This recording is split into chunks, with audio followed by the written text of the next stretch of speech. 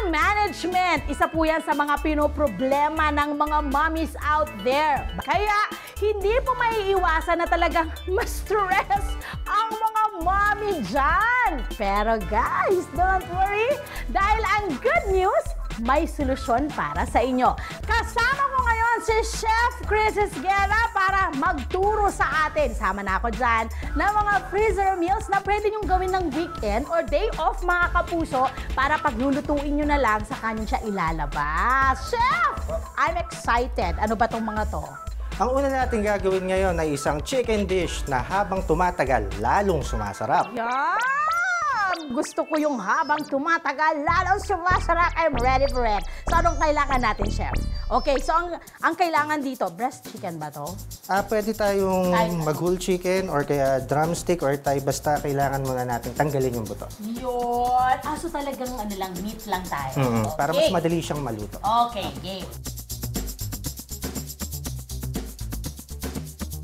Chef, ha? In fairness sa pang-fili mo, ang laki ng kutsilyo mo. Kadalasan kasi, manipis na tsaka maliit. Pero guys, makikita nyo, mapapansin nyo, yung kanyang pinagtanggalan o yung buto, no? Huwag nyo tatapon nyo na, kasi pwede yung pang-arroscado, di kaya pwede po yung pang-chicken broth na tinatawag. So, kailangan nyo pa rin yun, itago nyo lang yun para mas masarap pa rin yung arroscado. Pang-sabaw-sabaw. Correct!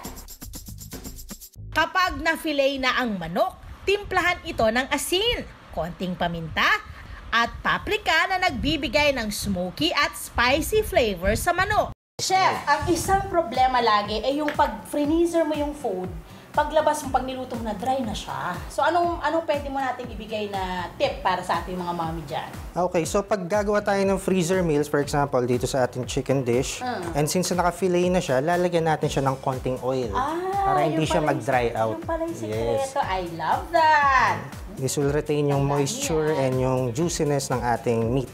Love it. Pagkatapos lagyan ng konting mantika, idagdag ang cilantro para sa mabangong aroma.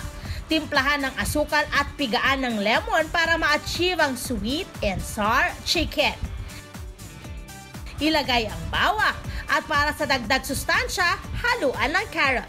So, isang tip para mas mabilis balatan ang ating mga carrots is by using yung steel wool. Pwede rin ba dyan ng patatas? Actually, pwede rin sa patatas pero hindi masyadong matatanggal yung pinaka-skin ng patatas kasi masyadong fibrous Pero siya. ito, perfect talaga sa carrot. Oo, kasi kadalasan, di ba, pag nagbabalat ka ng carrots, ang daming laman din na nasasama. So, sayang. Ikiskis ang steel wool sa carrots hanggang sa mabalatan ito. Oh my gosh, Chef! Ang galing! Mabilis nga! At in fairness, hindi masyadong mapersa, ha? Nababalatan agad lahat. Hiwain ang carrots ng maliliit. Ang finale na sahog ng ating sweet and sour chicken, ang sibuyas. Hiwain ng maliliit ang sibuyas at ihalo sa manok. Naku mga kagunyos, ang kagandahan ng ginagawang freezer meals niya, no, ni Chef. Yung kanyang mga ingredients na ilalagay. Siyempre magtatagal yan, di ba, Chef? Opo. So talagang manunuot lahat mo ng ingredients na ilalagay. So parang ka nang nagmamarinate ng bonggang-bongga. Yes, at the same time, once you tow it kinabukasan or sa ibang araw, ready to cook na siya. Ay, yum! Gusto ko yung idea niya. Talagang yung lasa niyan, bonggang-bongga. Isalin ang sweet and sour chicken sa matibay na resealable plastic. Yes! Ready na siyang ipasok sa freezer, guys. At, Chef, ang tanong ko naman, gaano katagal yung kanyang shelf life? Pag nilagay natin sa freezer to, this will last for around 3 to 4 weeks. Oh, wow! Galing! Fantastic! Tipid talaga sa oras. At sigurado ba po kayo sa lasa ng pagkain nyo? Yun eh. Kadalasan kasi ang nagsasuffer yung taste nung niluluto mo mamadali. Pero this time, lahat ng flavor na gusto nyo matikman nandun. You love it, right? Yes. Lagyan natin sa freezer yan, Chef. Bago ito lutuin, i-defrost muna ito sa loob ng 5 hanggang 6 na oras. Karaniwang tumatagal ng hanggang 40 minutes ang buong proseso ng pagluluto nito. Pero kung nakahanda na ang inyong freezer meal, 7 to 8 minutes lang ang pag-iinit nito. Napabilis ang trabaho sa kusina ng hanggang kalahating oras. Aber, sino naman ang magsasabi na minadali lang ang pagluluto nito? Second dish para sa atin ngayon is ang tomato and fish stew. Oy, love! Okay, so ang kailangan natin dito ay fish na finilay na o may buto pa? Paano yun, Chef? Since na this is for our freezer meal, so any type of white fish na naka-fillet na. So pwedeng bangos? Yes, pwede. Pwede ring tilapia? Tilapia. At syempre, ang pinakasikat sa lahat, ang cream dory. Yes. Ayan. Hiwain ang fish fillet into strips. Gano'ng katagal naman pag yung fish sa freezer, gano'ng katagal naman po yung shelf life na siya? Actually, contrary sa mga kaalaman ng iba, iniisip nila na mas mabilis masira ang isda kasi mas malansa. Actually, fish meat is mas matagal ang shelf life. So once na na-freeze mo na siya, pwede siyang umabot ng around 2 months. Basta ang isang tip, once na na-freeze mo siya, isang beses mo lang siya ituto. Never refreeze again. Yes. Doon nagkakaroon ng problema, guys. Okay. Yeah. Timplahan ng asin at paminta bago ilagay ang kamatis. Pero to, Chef, ang ingredients nito, ang main halos ay kamatis at fish, diba? So, ang kamatis, alam natin lahat, nakakapanis yun. Yes, so, mabilis siya makasira. Correct! Paano gagawin natin para hindi makapanis ang kamatis na ilalagay natin? Okay, so ang gagawin natin ngayon para masagot yung question niya, Miss Love, is kailangan tanggalin natin yung balat at ng buto ng kamatis. Yung pala yung nagpapapanis. So, kailangan, may technique din ba to, Chef? Yes, meron pa. Ay, fantastic!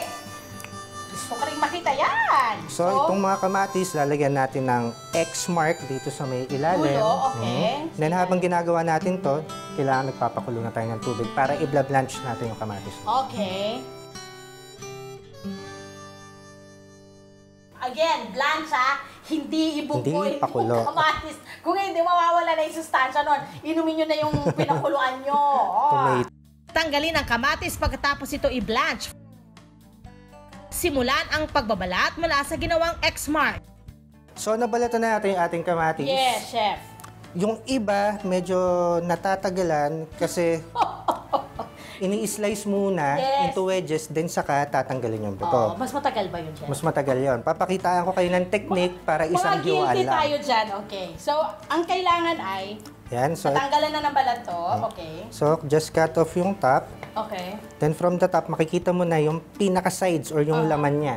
So doon lang tayo mag-i-slice. Kino-cover natin yung shape mismo ng kamatis. So parang yung gitnang bahagi, yun ang may iwan. Yes. Kung nasan yung buto. Oo. Ang bilis. Guys, kailangan talaga yung inyong kutsilyo, maganda ang hasa.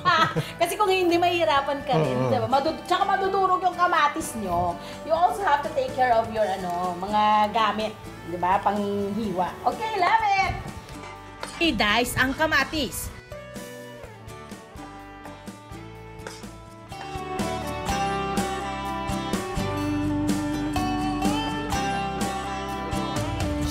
Saka ihalo sa fish fillet.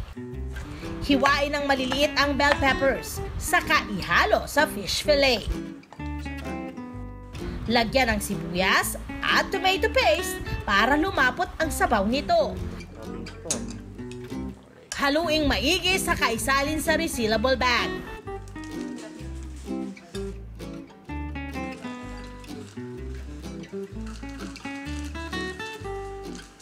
Hanggang 2 buwan ang itatagal ng tomato fish stew sa freezer. Paglulutuin na, pwede itong saute o isimmer. Pagkatapos ng 5 hanggang 7 minuto, ready nang ihain ang tomato fish stew. Para sa mga mommy na habol ang masustansyang pagkain ng hindi naghahabol sa oras, subukan ang tomato fish freezer meal.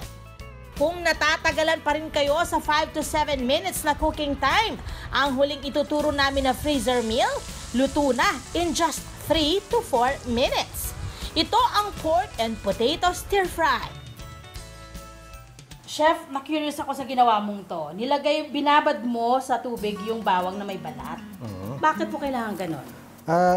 Ginagawa ko to is para mas mabilis matanggal. Mas himuwalay yung pinaka-external skin niya doon sa pinakalaman mismo. So, it doesn't matter kung cold or hot water. Kahit tap water lang, basta at least 10 to 15 minutes. Ang pagbabad mo. Kapag nabalatan na ang bawang, pitpitin gamit ang tinitor para durog agad. Ihalo ang bawang sa inasnang giniling na baboy.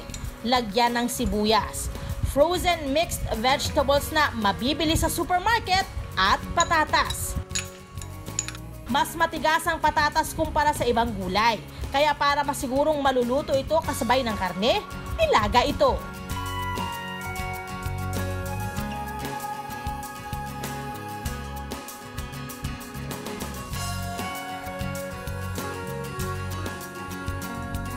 Para hindi mag-dry, lagyan ng konting mantika at toyong pampalasa.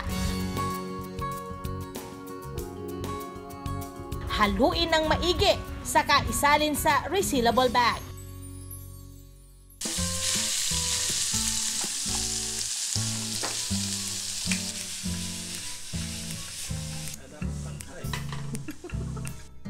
Anong magagawa ng 3 minuto mo? Edi ang pork and potato stir fry. Ito ang fast food na mas healthy.